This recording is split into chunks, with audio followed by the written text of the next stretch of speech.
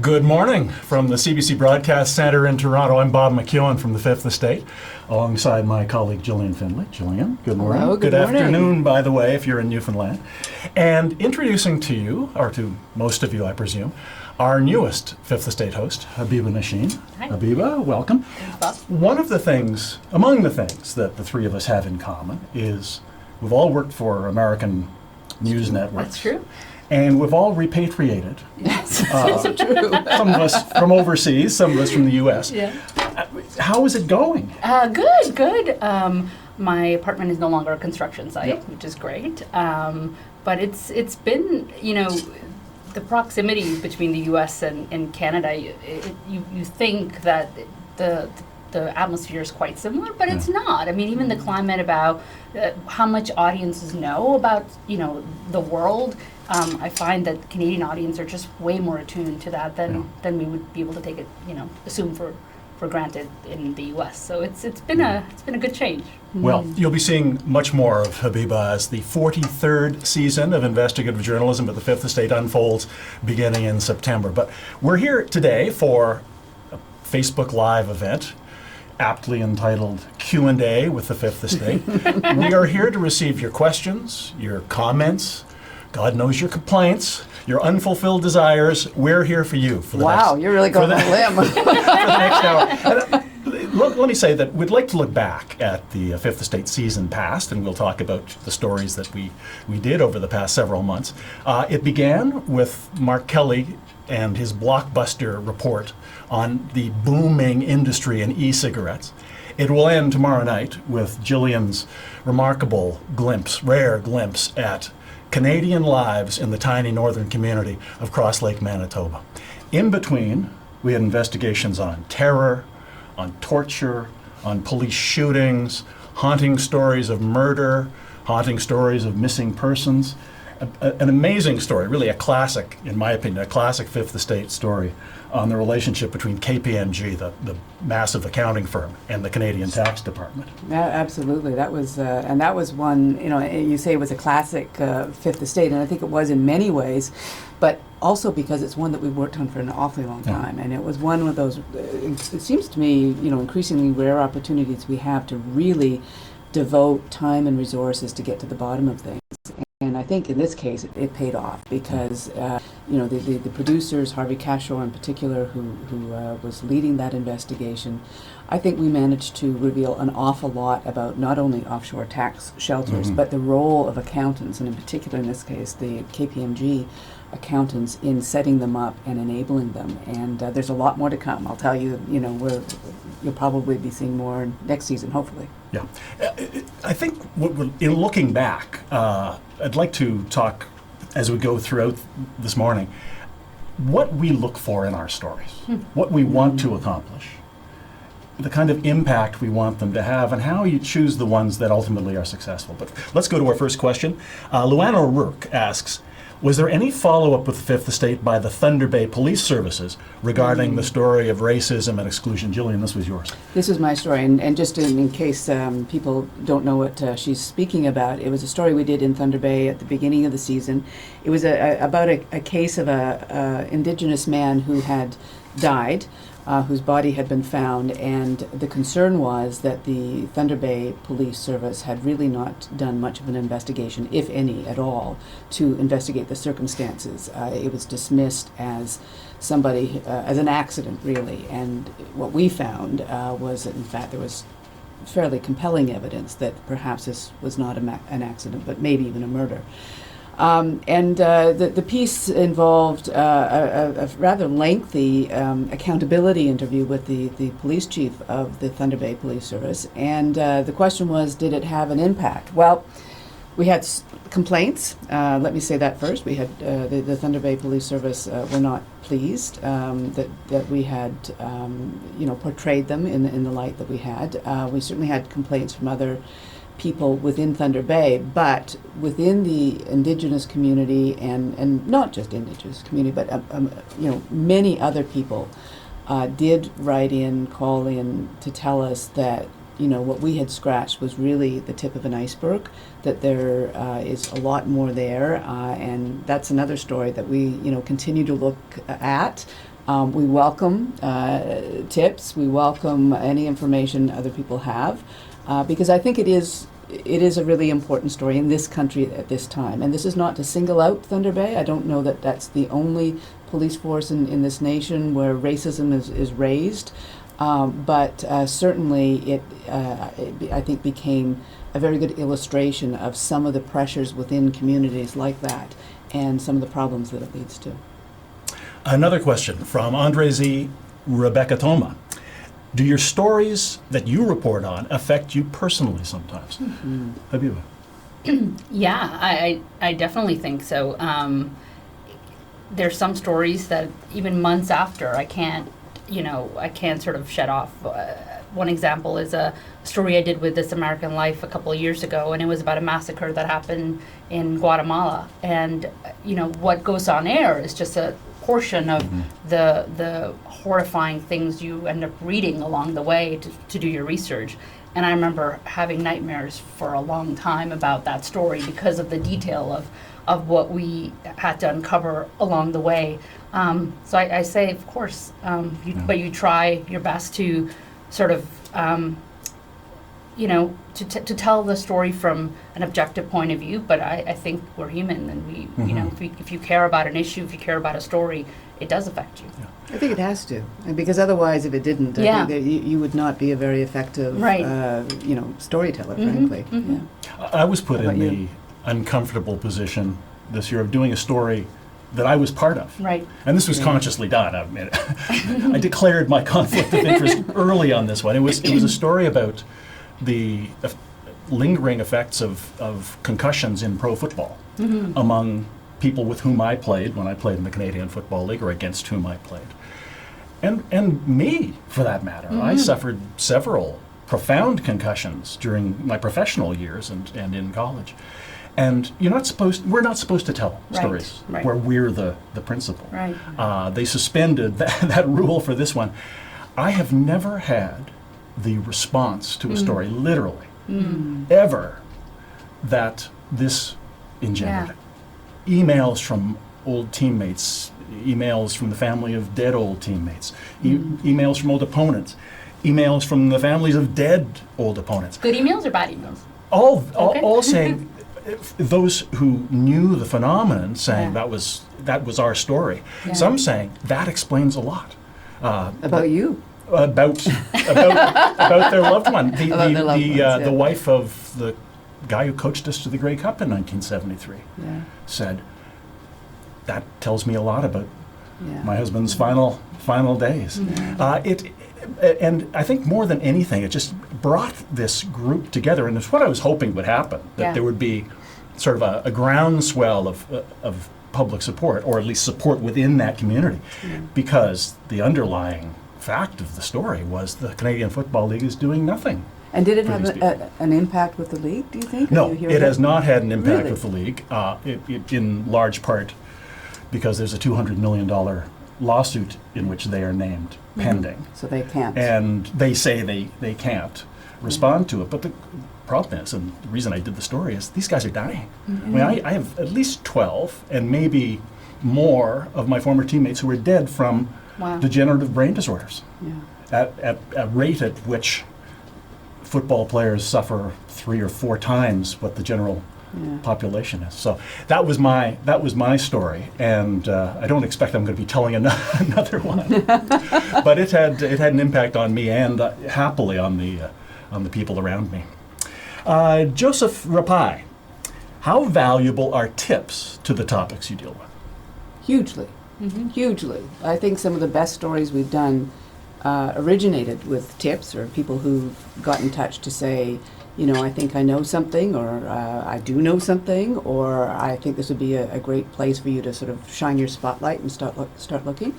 And we encourage tips all the time. And so, Joseph, if you've got some more tips, please send them, because you know the world better than we do. You know your world better than we do. I mean, we live our lives. We have the great privilege of being able to go out and see parts of this country and this world, but we're still limited in what we can learn about it, and so absolutely tips are important. And one thing leads to another, too. Right. One tip may not actually come to fruition on the Fifth Estate, but in researching that lead, you often get things which do become programs. So any information you have, any instinct you have about what would be good programming for us is welcome. Rebecca Gillis, why are you so quiet on the continuous genocide of the indigenous populations? Well, this speaks to your show. Well, yeah, I'm sad to hear you think we've been quiet, but if this helps, Rebecca, please watch tomorrow night.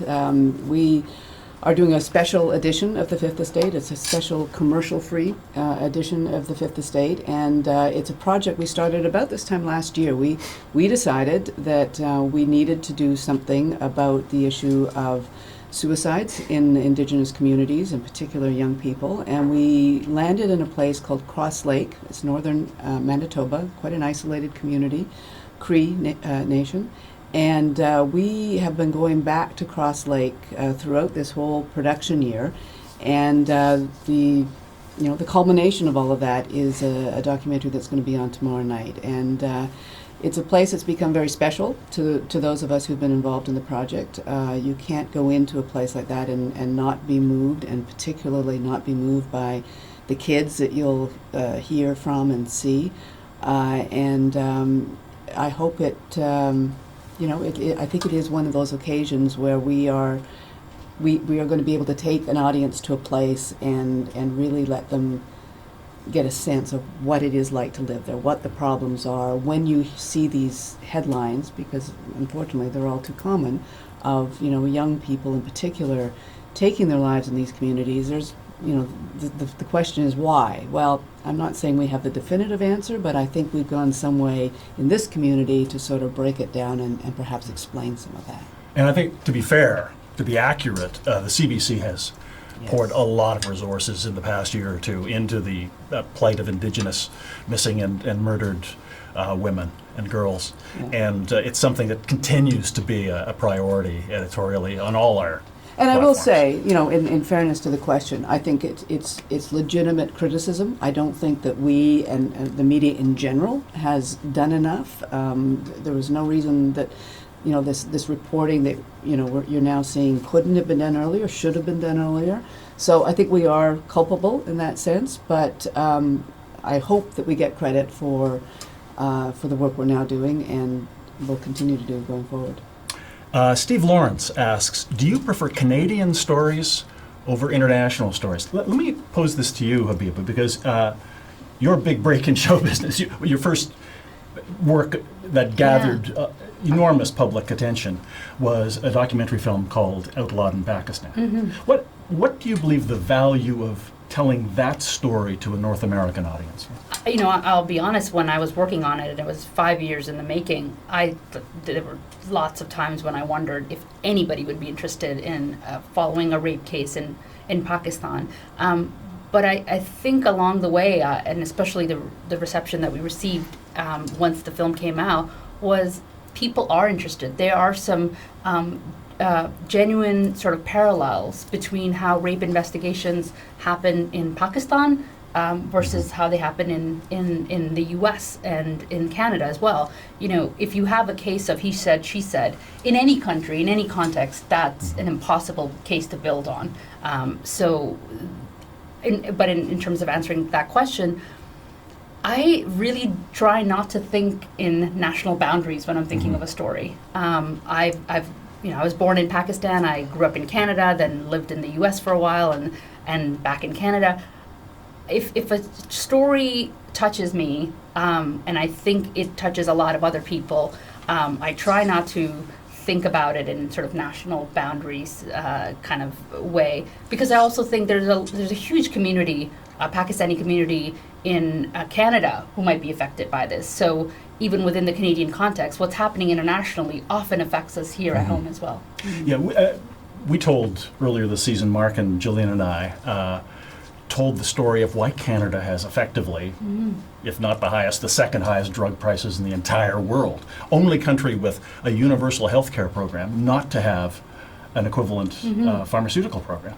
And to show that dynamic, we went to New Zealand. You know, if you think in the huge world of international pharmaceuticals, a little country of 4 million people, how much leverage, how much bargaining power can they really have? They have arguably the most effective pharmaceutical program in the world. And so we went to show what they are doing, which we argued, I guess, we posed, Canada might be doing. And it was just a fact, and because, we're the New Zealanders of North America, they're the Canadians of Oceania, we've got a link. We set up a table in Auckland Harbour, and people were coming by, and we showed them what Canadians paid for the drugs that they took for granted. Basically, virtually any prescription that's covered in New Zealand costs $5. So there are cancer drugs in Canada that would cost tens of thousands of dollars a year that cost $5 or $10 or $15 in New Zealand. They were flabbergasted.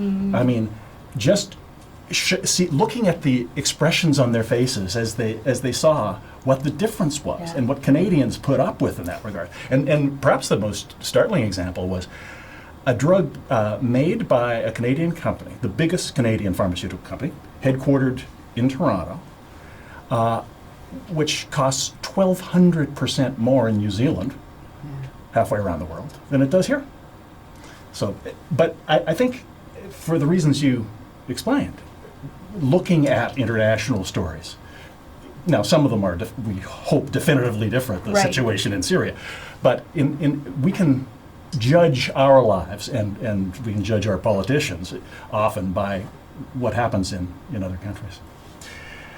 On to Gerald Parka, who says, "Thank you, investigative journalists. The Fifth Estate and us have been following and investigating big pharma for years. Canada is the only developed country not to prosecute and recoup defrauded public funds.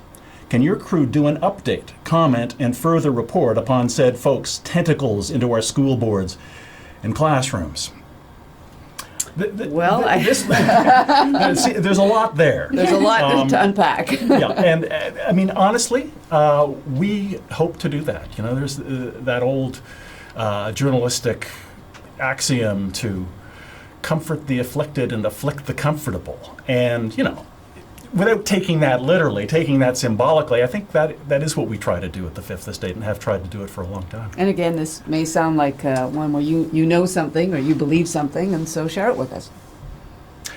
Kathy Jackson asks, "What story stuck with you the most? And do you ever keep in contact with a person, kind of like Lyndon McIntyre did with Ty Khan?" Ty Khan was an ill-fated subject of one of our stories, who ended up killing himself at the Kingston Pen. Gillian, what sticks with you? What leaps to mind?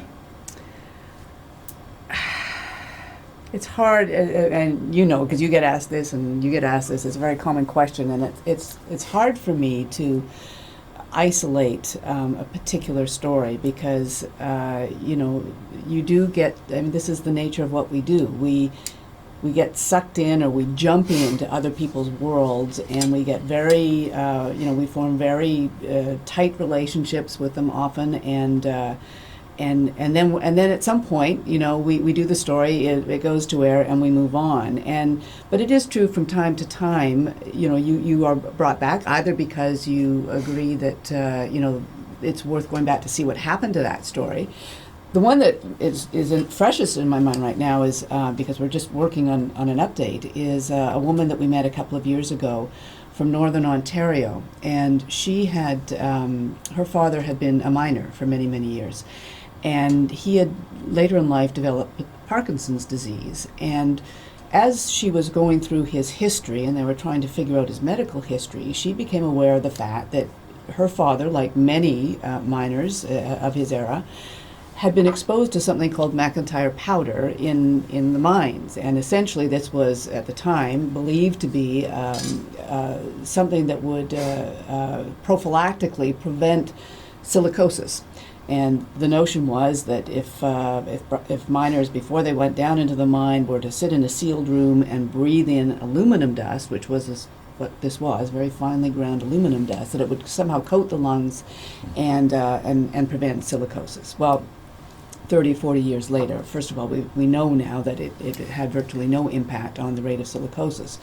But it looks like, and I say that, guardedly, it's possible that it may well have caused other problems. And the story that we're doing, the update of this woman, is this daughter, we called her the miner's daughter, decided that she was going to get to the bottom of it. And as she started researching this and getting in touch with other miners, her father's former colleagues and other places, she came across a 1979 documentary by the Fifth Estate that had actually documented this practice back then and shown that even in 1979 it had been widely discredited. There was scientific evidence in other parts of the world that had really called this into question, but nothing had been done in Canada, and these men had not been followed. They certainly weren't getting any compensation for the illnesses that they were now linking to this exposure. So she went out and she started, with her father, and then there were 2, and then there were 10, and then there were 20, and now she's got over 350 people that she's following. And she went to a big symposium in Vancouver this spring, and she's some of the top aluminum scientists in the world. And they have now agreed, there's a university that's agreed to now fund more of her research. So it's an example of somebody who, you get to know, you're impressed by, and then their story continues to develop and you continue to go back because it's just so interesting and you've got this connection. And we do spend a lot of time going back. We have a recurring theme show that is called After the Cameras. And basically it's after the cameras went away, what happened to this person or to this issue. This season we did a story on the Mennonite mob, and it was triggered in part by the drama series that has been quite a success on the CBC this TV season. But it allowed us to go back to a story the Fifth Estate did a quarter of a century ago, 25 years ago. The great Hannah Gartner went to Mexico and unveiled this Mennonite-based narcotics ring that was bringing first pot and then cocaine and ultimately methamphetamines and all kinds of crystal meth, other things, from Mexico, from South America, via this Mennonite community in Mexico into the US and Canada. What we found when we went back to revisit this is that nobody really had done any significant journalism on it since Hannah did. And there's a wonderful moment, it could be the moment of the year in the Fifth Estate, where the Mennonite drug lord there in the godforsaken part of Mexico is outside his farmhouse. And Hannah comes striding up to him and starts, as only Hannah can, lecturing him on drug smuggling and making a criminal out of his sons. And he's just looking at her. And he's not blinking, and he's not speaking. And she says, "Sir, you're staring at me, but you're not answering my questions." And when we showed it to an undercover narcotics agent in Oklahoma who was part of the investigation of this Mennonite narcotics ring, and he just marveled at it. He said, "When I saw that, I thought, she's going to be shot. We're going to watch her die. The drug lord is going to do it right on camera." So anyway, but the amazing thing is the son of the drug lord 25 years ago, whom Hannah also met in that story, is now, according to our law enforcement sources, the drug lord in that part of Mexico till this day, and in business with El Chapo, though El Chapo is now in a U.S. prison cell, but apparently still is very influential. So we do follow things like that, both journalistically and in terms of the people we're in touch with. A couple of suggestions for story topics. Susan Finkel says, Fifth Estate needs to investigate the growing epidemic in Canada of Lyme disease and co-infections. Too many Canadians are suffering. And Steve Lawrence asks, is the show going to expose what's happening in Syria? It's a tough one. It's a tough one. It's a very tough one for a number of reasons.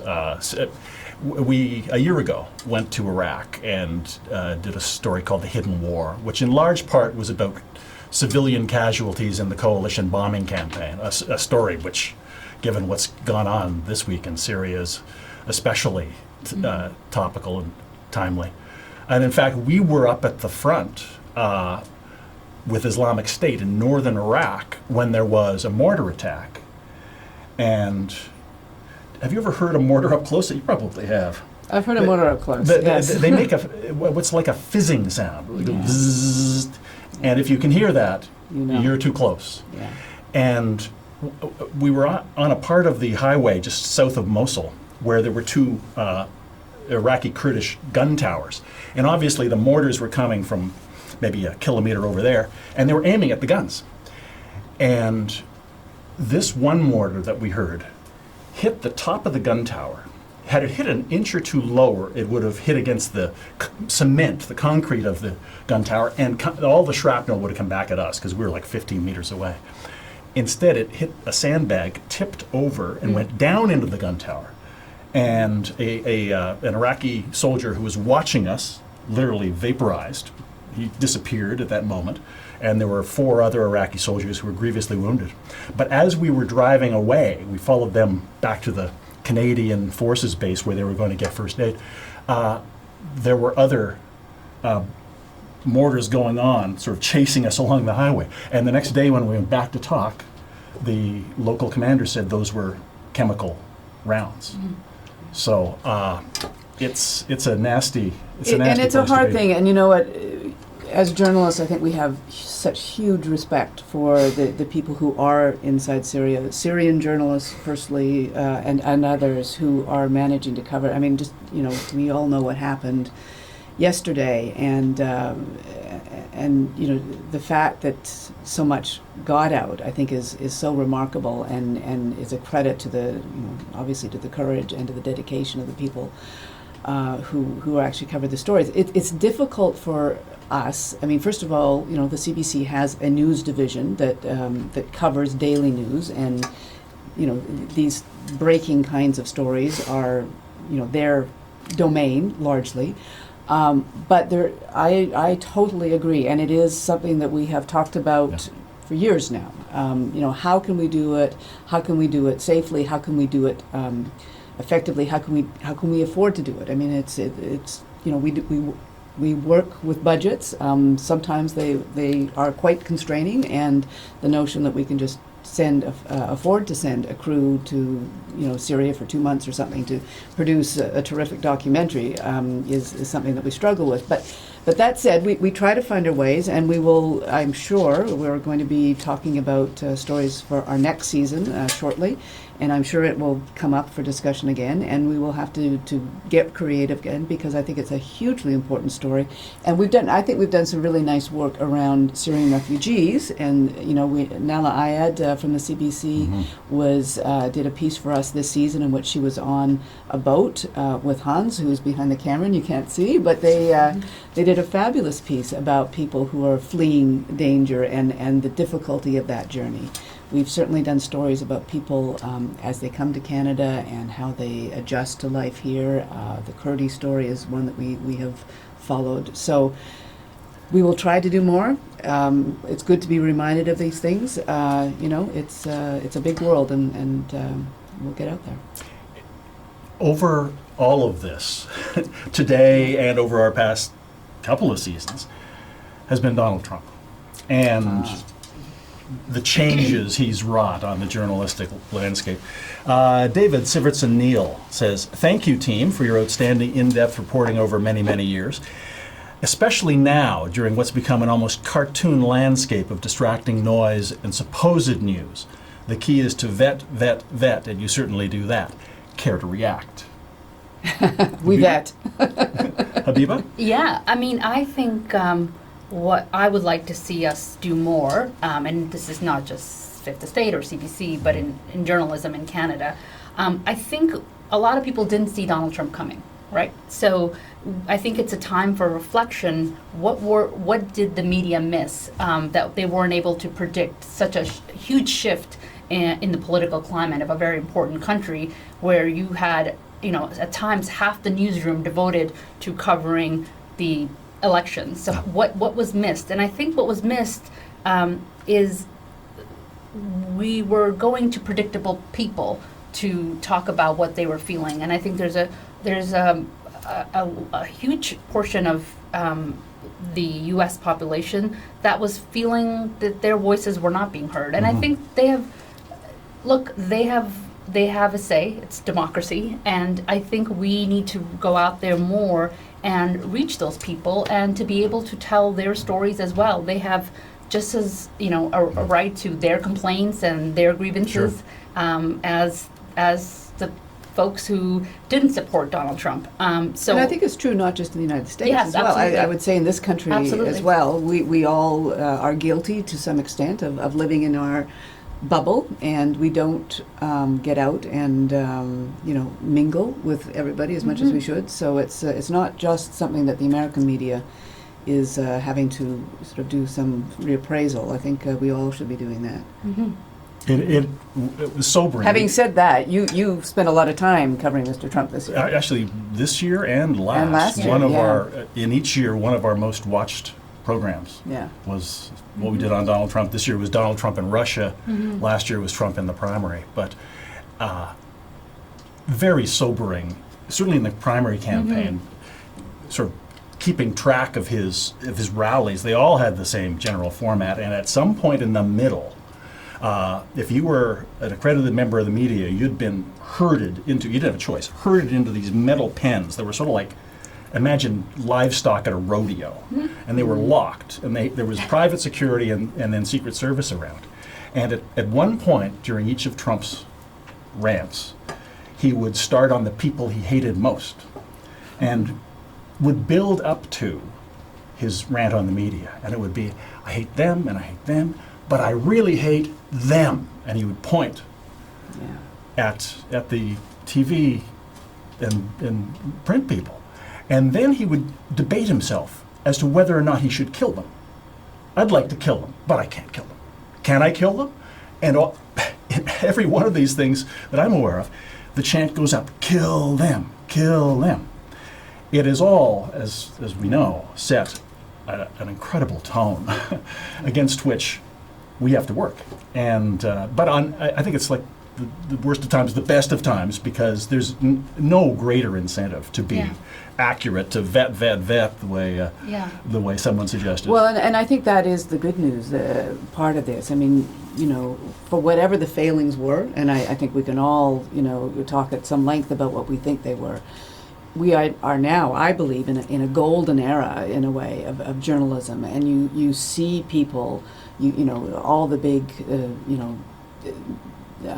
journalistic institutions in the United States, certainly, starting with the Washington Post in particular, the New York Times. I mean, everybody, I think, has recalibrated in a proper way. But I think it has created an environment. I think what we have learned is, or it's been reinforced to us in the best way, is that there is an audience that wants good journalism, that wants good investigative journalism, that trusts us to vet, and to do the digging and the kinds of stories that, frankly, I think this show, we've all taken pride over the years, that we're not perfect, but I think we've had the opportunity and have run with it to actually do some very good investigative journalism. So I think I try to look at this as a great opportunity. We've got a new season coming up soon, and we're going back to work, and we're gonna do something. I worked for NBC. In fact, I worked for Dateline NBC back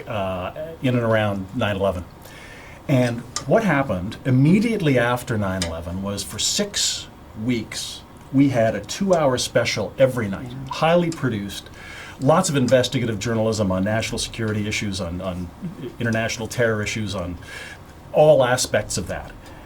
There was then, on or about November 2001, an edict that came down, at Dateline anyway, and that was no more war on terror stories.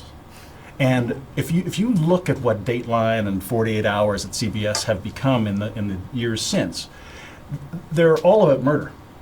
And mostly love gone wrong that ends in murder. They tell the stories fantastically. They do it as an art form. They're very interesting. They're like watching a movie. but it's not the kind of journalism I would suggest that has been needed. And back then, that was leading up to the invasion of Iraq in 2003, and there just wasn't the same kind of incisive analysis, in my opinion, that there should have been. I think what's happened now is it's gone so far in the other direction that everyone is just girded to the fact that they're going to do what's right. They're going to vet. Well, here we go from Michael DeCiero. What can be done to eliminate alternative facts? I mean, it's just doing our jobs effectively. Finding the truth. Yeah. And doing them whatever the statements or the reaction from the White House or wherever else that resistance comes. I think it's also important to engage, younger people about how they get their news. I had a young cousin of mine who told me something really hilarious about mayo jar was being sold for $64,000, and I began to ask him, like, where did you learn that? He said, on the internet. So the internet becomes this thing where everything you read there is just true. And I said, oh, why don't you send me that site and we'll talk about it? And then he did, and it was like, totally some random blog. And so to engage younger people about, well, there's a different in quality of your news source, and to be able to differentiate that, I think, is an important skill that we need to make sure we're constantly engaging with, not just younger people, but I don't think my dad necessarily will be able to spot fake news versus real news. I'm not sure that I can. I think this is the challenge that we face and we're part of, is that it all looks the same. It all presents with the same amount of authority. And there's a lot of investment in people who create fake news to make sure it looks real. Sure, yeah. So we that's part of our job, is we have to help people, but also I think people have to become much more discerning about what they consume, how they consume it, what they take away from it, and I'll just go in a very, very short rant about the need for a public broadcaster, because I think it is one of the things that, it's in moments like this that I think we can take a step back and agree, I hope, that when you have a public broadcaster that is not beholden, certainly not to the government, not beholden to commercial interests, we are better placed to be able to look at things and report things openly and transparently, and I think it puts more onus on us too. Yeah, and there are a number of comments along that line. Sharon Clements says, it's both journalism's golden and darkest era. Journalism's under attack as never before. It faces unprecedented challenges accessing the truth, as in Syria. Any comments? Well, I think we just did. Sharon, we agree wholeheartedly, and we'll do our best. Michelin Ho says, I imagine you're planning a number of investigations in the pot legislation. Well, Mark Kelley did a terrific piece And we should explain why Mark's not here, we actually, should. for people. Yes. His chair remains symbolically empty. Mark has a sick child at home, and our prayers are with him. And by the way, that's one of the reasons we're delighted to have you, Habiba Nosheen, with us, because it means we'll all be able to spend more time with our families, even as you are not. But yes, I mean, sorry, I interrupted you, but to come to the question, I think that has really been Mark's file, hasn't it? It has been. I don't think I feel qualified to speak to what the investigations should be or will be, but I have great faith that he's got it in hand. And Abdi Balboa says, you're doing amazing work. Thank you for giving voice to the voiceless. Any plan to bring Lyndon McIntyre back? Well, we want to see Lyndon as often as possible. I think it's you'd have to talk to Lyndon about that. That's the issue there. Hey, for all the Lyndon fans out there, if you were watching very carefully after a couple of months ago, after Donald Trump's executive order essentially banning refugees or Muslim refugees, we went off Mark Kelley actually went off to Quebec City to cover the aftermath of the shooting in the mosque there, but a team went to Boston, and I won't go into all the details, but it turns out that Lyndon is in Massachusetts these days, and there's a cameo in that piece of a certain guy banging on what do you call that thing at a the glass. The glass. Thank you. At a Who look just like Lyndon I McIntyre. look just the spitting image, so I'll let you figure that one out yourselves. Well, I've got myself in a bit of trouble here. What have you done? This is Midar Jorgensen. Midar Jorgensen is one of my oldest friends. We met at he was in the original group of people who founded CNN. He was the original cameraman in Moscow for CNN. He was at ABC on Good Morning America. I met him at CBS. We did a show called Street Stories, and then we both went to NBC together to work for Dateline. And Mead apparently is paying attention. Thanks for the Dateline shout-out. To be fair, we'll be producing a more traditional news magazine on Sundays, and we do cover major events when they happen, terror attacks in France, etc. And there may have been a bit of hyperbole. I think even Mead would agree, mostly murder. You never know who's listening, do you, Bob? Exactly. Mead and I, when I was in the U.S., Mead and I made a specialty of stealing Fifth Estate story ideas and doing them for the Stopwatch Gang. I could go on. Georgia Binks, a former colleague of ours at CBLT, asks, are you going to be taking a closer look at some of the candidates for the Conservative leadership? In which... I think by the time in some cases, it'll all be over. It'll be over. But obviously, some of the things we've seen, some of the strains we've seen in the U.S. presidential landscape are being echoed by Kelley Leach and others, Kevin O'Leary. I think by the time our next season starts, we'll know who that leader is, and we may well. I mean, I think there's. As you say, a lot has been exposed, and there's a lot of issues there that I think would lend themselves to really good investigations by us. So, Habib, I want to ask about your move back to Canada. What was the genesis of that? I wanted to be back with my family, and I grew up in Canada, and it felt like the right time to be here. I also have a 6-month-old baby and a 4-year-old baby, and we thought, we want to live in a place where there's a better work-life balance, and you definitely do find that in Canada than you did in New York, where no one ever sleeps. One of the differences, just in terms of scheduling your life as a journalist, is that, when I worked with B. Jorgensen at Dateline, at its peak, I think we had 6 shows a week.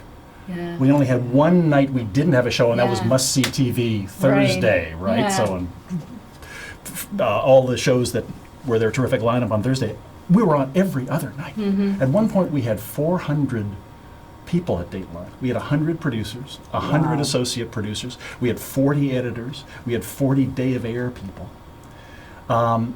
We were on not just several nights a week, but 52 weeks a year, because the economics are such that even though their ratings are effectively what ours are, and always have been, if you adjust for population, you just we couldn't be on the air 52 weeks of the year, and it's just a different situation. Yeah, and I think there's also just a better understanding of family. Importance of family, I guess, in Canada, that I don't know if my friends who are here sort of realized, recently a friend was like, she was complaining that, I have to go back to work, and I've been off for only a year, and I have to leave my son behind, and I just thought, I went back to work 2 weeks after giving birth. I don't think people realize, in some ways, the situation in Canada is way better than you would have in the rest of the world. Now, you have made independent films. You've worked with Frontline. Outlawed in Pakistan won an Emmy, was on Frontline. You've just come, though, from 60 Minutes. What were you doing there? I was producing with the team there, and we were doing investigations mostly. The work that I feel really proud of there is we looked at the death penalty in the U.S., and we investigated how different states are breaking the drug importation rules and violating the drug importation rules to try to get the drugs to carry out executions, because the drug manufacturers are saying we don't want to have anything to do with your death penalty, and so there's a drug shortage now, and we were able to track how many states have broken the law to get drugs illegally to be able to carry out executions. Question. Maggie Jo says, Hannah Gardner was the investigative reporter who got me interested in what occurs in our community. Will the Fifth Estate consider doing a story about how our economy actually relies on homeless/street people to employ others? Not a topic that Wow, that's an interesting I've concept. become aware of. No. Tell Send us more. Put that on the list. Send us more. Pam Noel asks, will M103 hinder your journalism?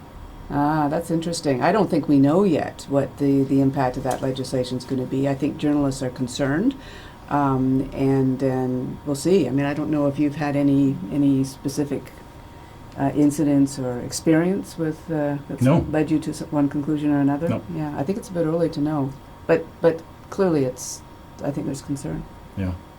I mean, responsible communication is something that we work on all the time. And we work for people who are expert at it. Yeah. So I imagine our senior producer, Julian Scher, will be advising us on M103. David Gagnon says, your sponsors limit your coverage and your opinions. You have to be so careful about what you say, and it leads nowhere. Our sponsors. Well, I would suggest that's not true. I was around the Fifth Estate when we first introduced commercials back in the 80s, in the first time I was at the show. And I remember somebody asking our executive producer, Robin Taylor, at the time, exactly that question. Are your stories now going to reflect what your sponsors want them to? And Robin said, are you kidding? You don't know our producers. Just the opposite. I'm afraid they're going to be taking down a list of our sponsors and looking for stories to inject controversy. No. In your experience, have you at the CBC, have you ever had a story in which anybody had even raised the possibility you would change the story to accommodate a sponsor? No. And I would suggest you had, in recent times, the most sensitive story the Fifth Estate, or potentially the most sensitive story the Fifth Estate has done. You're speaking of Mr. Ghomeshi? I'm speaking about the Gillian Ghomeshi story. Yeah, I mean, I think that, if you want to point to an example that I think, argues the point, is it was certainly not in the CBC's, broadly speaking, collective interest that the Fifth Estate do an investigation on what the CBC knew and did about Gillian Ghomeshi. And yet we did that story, and we weren't questioned about it. We had support right up the management chain. To be perfectly honest, every time I came to work, I wondered if that was the day I was going to get the phone call saying, let's talk about this, or I want to know what you're doing, and none of that happened.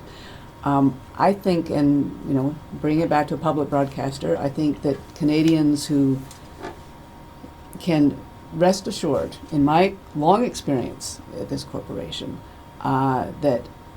that kind of pressure, whether it comes from our commercial advertisers or whether it comes from the government or whether it comes from the internal management of the CBC, I've not seen it. But I think it's a good question. I don't know if many people are aware of how decisions about what commercial go into a show kind of get made. I've never had a conversation with the editorial team about, sometimes I don't even know who the sponsors are. Most of the time I don't even know who the sponsors are. It's completely a separate entity that regulates it and it sort of deals with it, and it's completely isolated from the editorial team. It's never part of our discussions about whether we should pursue a story or not.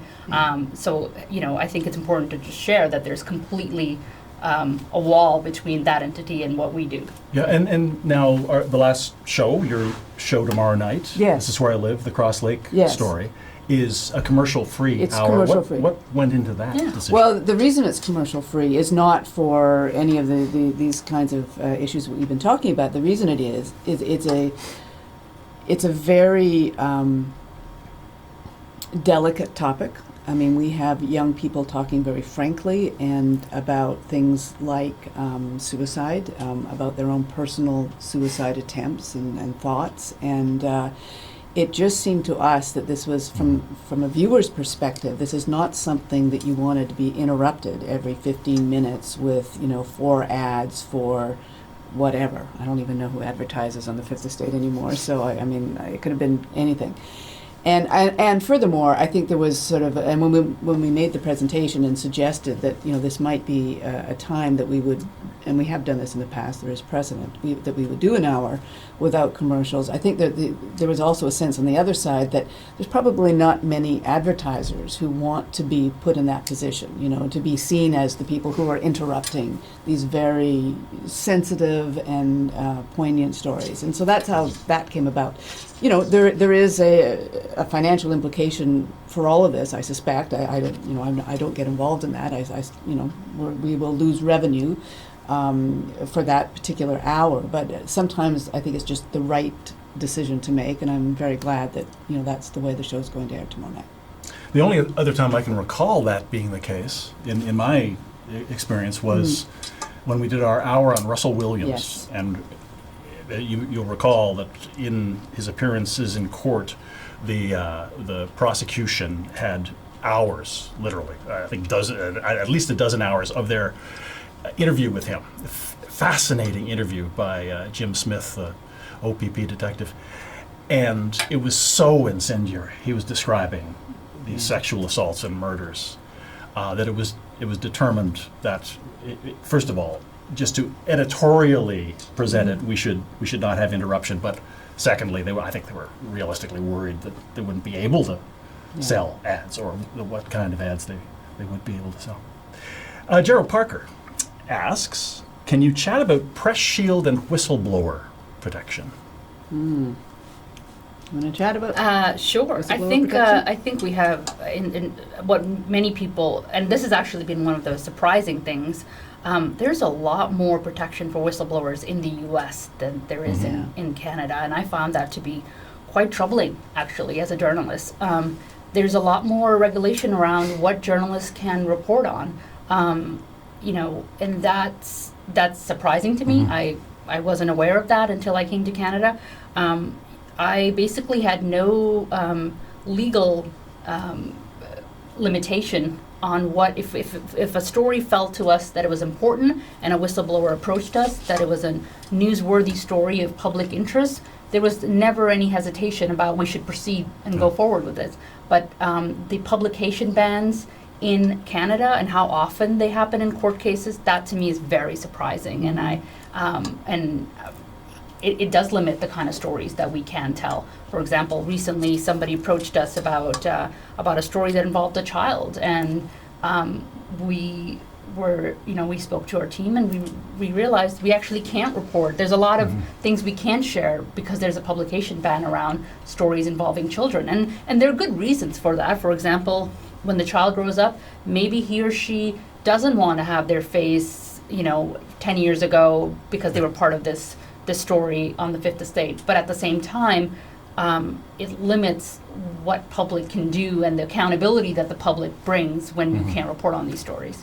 I think the whistleblower part of it is, it's improving, but it's not nearly as protective as it is in the United States. And I think that, what amazes me is that despite that, you still, from time to time, have people coming forward who feel so strongly and passionately, and that feel that the information they have is in the public interest, that they will still take that risk. And, I think that I'm always blown away, actually, by the people who will actually do that, knowing that ultimately they can't be protected. And I'll tell you, I have worked on stories in which people came forward, as we would describe them as whistleblowers, for whom there were repercussions.